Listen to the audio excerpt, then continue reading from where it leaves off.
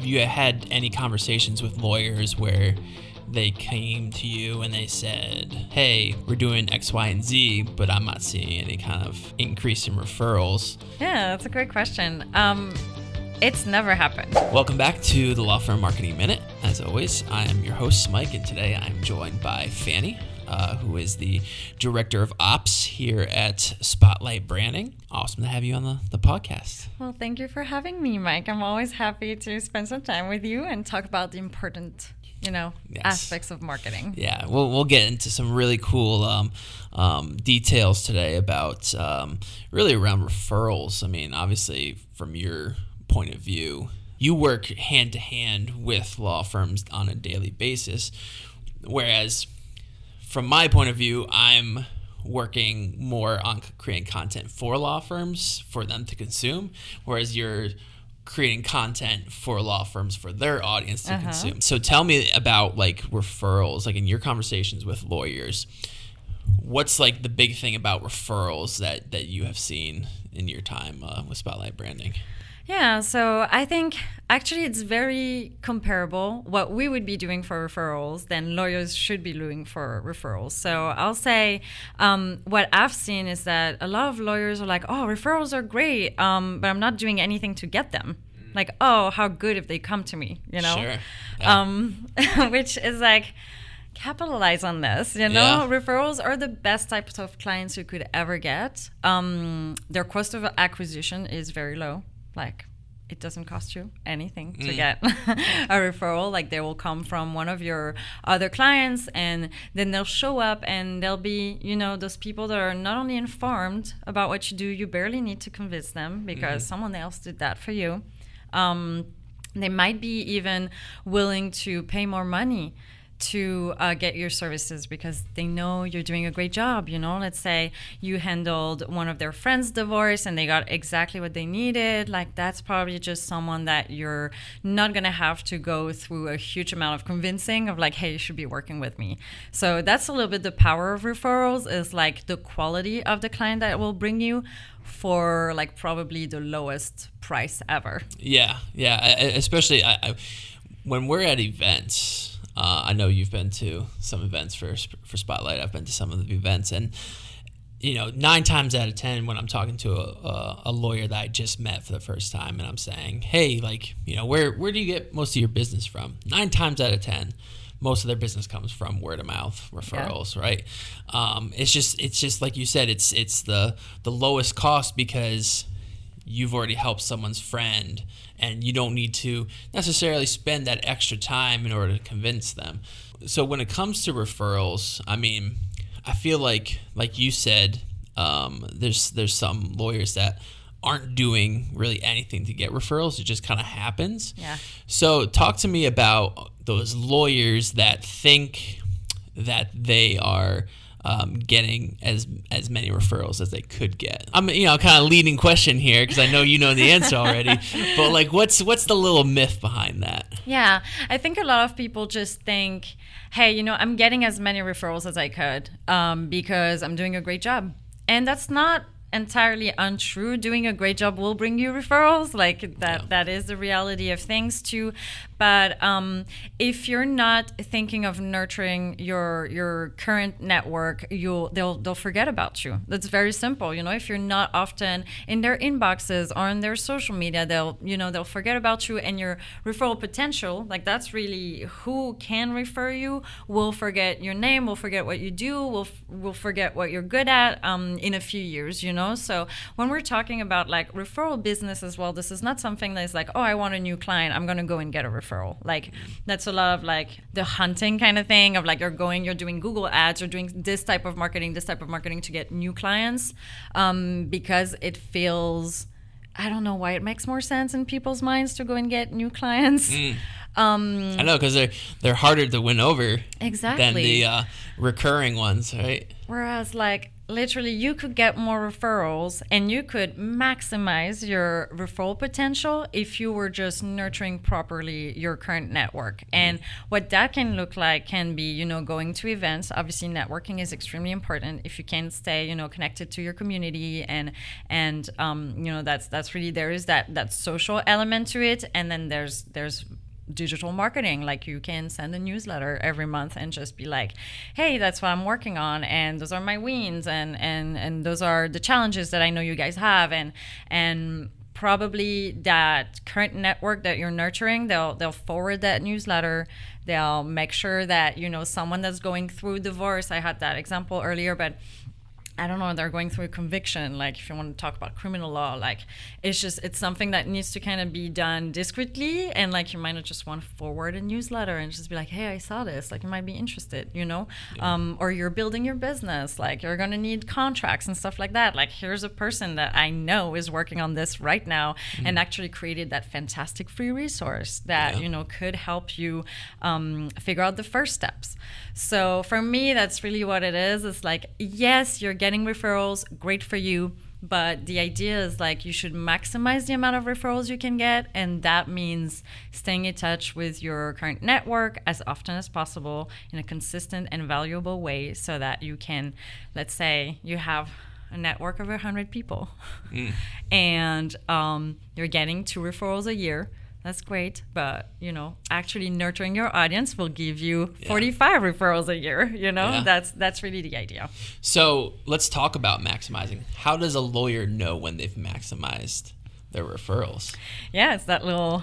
It's kind of like a little bit of an open-ended question, right? Because it's it almost seems like it's subjective. Yeah. In a way.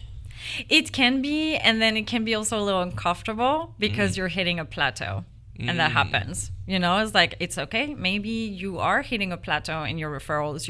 You're going to be tracking. That's the most important thing you can do, is like, please track your referrals. Like, go your intake form, your website forms, anywhere you can figure out where people are coming from. It's super important. So go ahead and track your referrals. And then once you see that you're plateauing, like, that kind of means you've maximized the amount of referrals you can get. And then you can start another type of marketing that will bring new clients or new leads, new prospects. And then through that if we take our 100 clients from earlier, like if you now have 150, then we'll try to maximize in that new number as well. So I don't know if that was the answer you were looking for. But. No, I mean, that makes sense, because like I said, I feel like it was a very like kind of open-ended question, and it's very subjective, because maximizing to one lawyer could be just taking on X amount of clients that they feel like is how much work that they need at the moment. Yeah. Whereas maximizing to another lawyer could be taking on 100 plus more. Yeah. Because they just want to grow and scale. Yeah. And actually, you make a really good point. Is I think what we say is referrals are better clients. That's what we're saying. It's just like, it's okay to want new clients, whatever. You probably will have to do that at some point in the lifespan of your law firm. But referrals are the best clients because they could be higher paying clients, and you're trying to make that amount of money each month with less work, for example.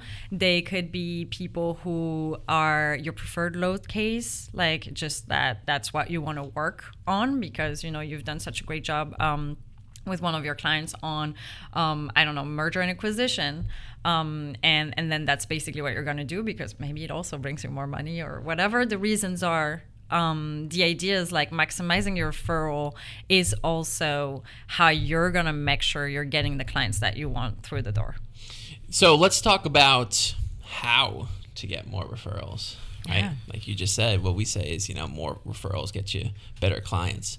So let's talk about how to get more referrals. I know it's all over our social media. It's all over our email newsletter. It's all over our website, right? But for those listening out there who are maybe discovering this podcast, discovering Spotlight Branding for the first time, what's the best way to get more referrals? Best way to get more referrals is, I've mentioned it a little bit, is nurturing your current network. It's like stay in touch with them, make sure you give them valuable information, make sure you're building your reputation in a way that those will come extremely naturally almost. And then the next step is tracking your referrals. So building systems where you can really follow where people are coming from. You could build a referral program as well. I mean, that's an amazing way of incentivizing people of like, if you're coming from this person, I'll give you the VIP treatment kind of thing as well. Nice. Like that's one way you can do that. But I'll say the most important way is like just ask as well. Yeah. And we do that at Spotlight Bending. Is like we will ask our clients every 6 months, hey, is there anyone in your network that you think could use our services? And sometimes it doesn't work because they don't have anyone, and that's okay because sometimes it's not the right time. And sometimes it works, and they're just like, yeah, actually, I have this friend who's launching their business and they need marketing, and you just never know what the opportunities are, and if you don't ask first, you're probably not gonna get them. So just be very proactive. I think that's the thing. It's like you want to get referrals. Spend a little money on nurturing your current audience. Give valuable information.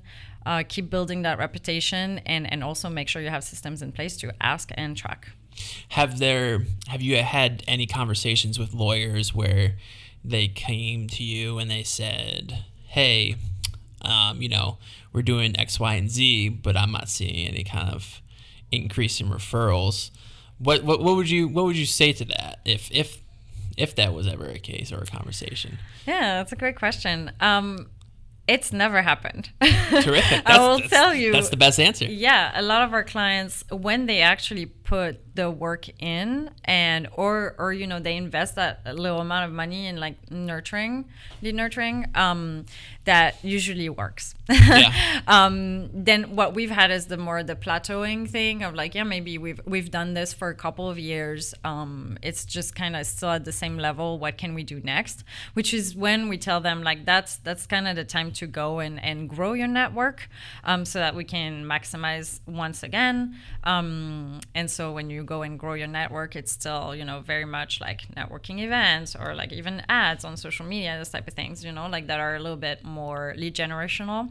But yeah, no, I've never faced that. And what would I tell them if that was the case? I mean, I would just try to help them figure out, are they tracking properly? Do all lawyers track?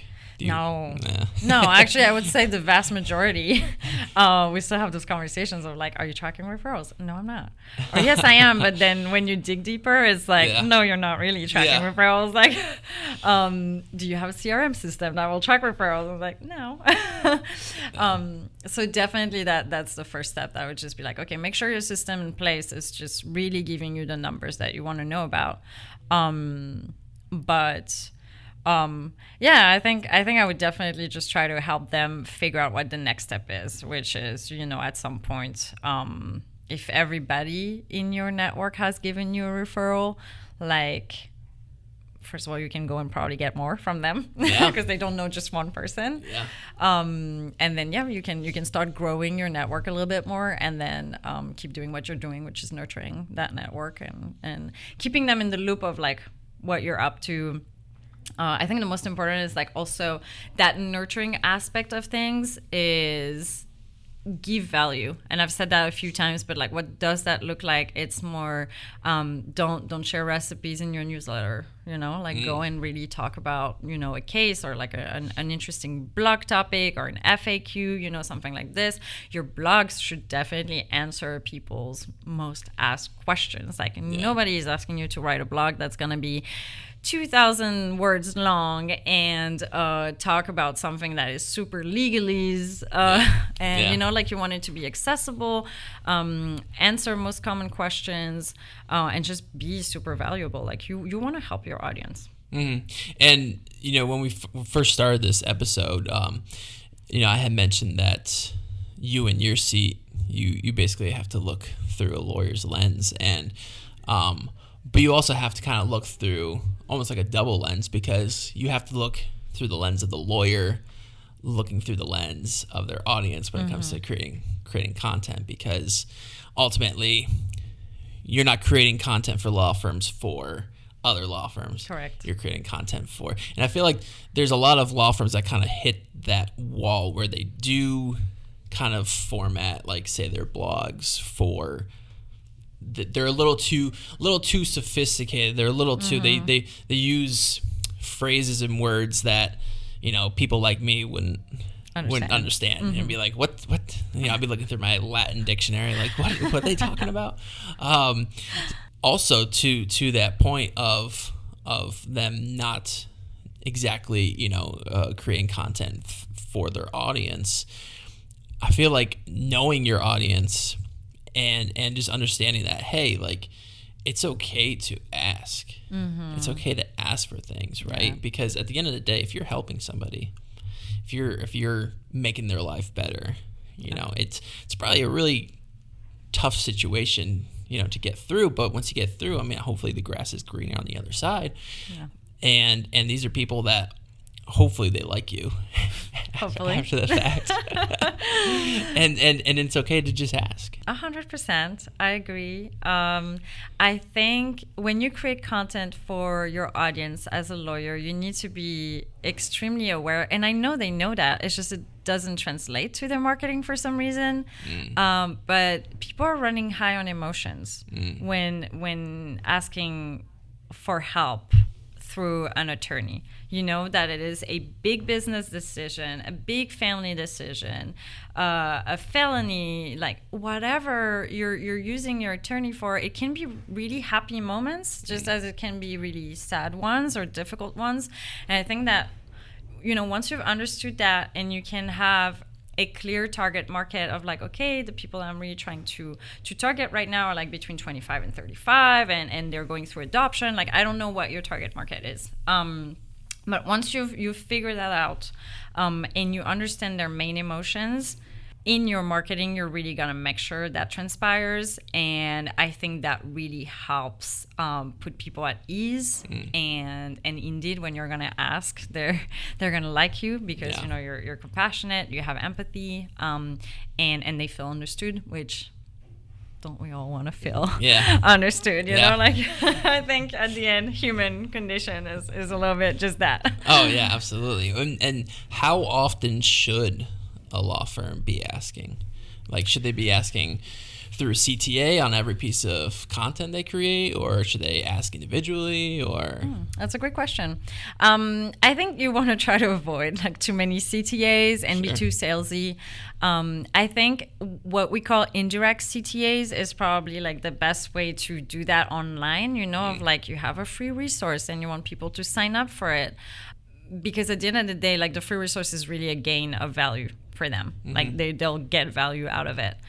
So if you're going to want to do CTAs, like that's the way to do it. But other than that, no, you should ask directly. You should just foster that culture, you know, of like I don't know if every 6 months is the right actually, you know, rhythm for a law firm. Like that's what we do at Spotlight Branding, because we feel like that's when we tend to connect most with our clients. That's when we deliver some things that allow us, you know, the low-hanging fruit. Like I think this is important, you know, it's like for a lawyer, you just want a case, like go and ask. Yeah. Go and ask because it is important to also recognize those low-hanging fruits moments of like when it is easiest to really ask for it. So recognize those moments, use them, but don't go and look for like a rhythm that is not suited for just your business. You know, like I don't know how long your cases take, you know, in your practice area. So, you know, go through that and kind of figure out your own rhythm. But it's good to ask, but it's also let your marketing do the job. Like obviously that is very biased because that's what we do. But I think like if every month you're in people's inboxes and you're bringing value to them, like that will do the work for you. Yeah. Well, I think that's probably the beauty of marketing, right? Is that like you can be telling somebody, you can be educating somebody without actually physically being there and informing, right? Yeah. That's the beauty of marketing right there. Yeah. Let's talk about results. Yeah. So we have a client. They had a 480% increase in referrals year over year. Yeah. What happened there? Obviously something pretty great. Yeah. I'll say, at the beginning, it's always very impressive. Because if you haven't been doing lead nurturing, just doing something about it, like, we were talking about it, like, right now, it's like if you don't do anything about getting referrals, you might still get referrals. But once you have a purpose in asking and like getting your marketing done, as referrals are your result in mind, I think very, very much these things will happen. Like it will be enormous, the difference between the amount of referrals that you were getting before and after. Were you on that call when it was kind of realized the increase? I don't think so. No, I don't think so. I wonder how that call went. Just like aha moment of like, oh wow, okay, that happened. 480% increase. I mean, that's like, obviously that's over tripling and quadrupling your business. So. Which is the example that I was giving earlier. Like maybe you were getting a couple of referrals a year, which is it's fantastic. You're already getting referrals and whatnot. But once you have like an actually impactful marketing strategy to get referrals, you could get 45, and then suddenly it looks like enormous amounts. But that's the reality of it. Of like, it can look really impressive. Yeah. But it's great. I mean, we love that our clients are realizing that. But you see, it's exactly what we were talking about. Is like, it took a call and to actually look at the numbers together to kind of figure out that was the number. So I think we still have a lot of work to do in like educating how to track for referrals and how to realize, the connection and the correlation between a good marketing strategy, like a good content marketing strategy, and the results that it gives you in referrals. Mm-hmm. So in terms of tracking real quick, is it just the fact that they're not asking? Or what is the easiest way to track? Yeah, the easiest way to track is really just your intake form. I think that's really the easiest way to kind of figure that out. Or like your intake person, when they get a phone call, like tell me, hey, how did you hear from us? Yeah. Like is it from someone? I think what I consider referral as well is like someone that is like, I saw your newsletter.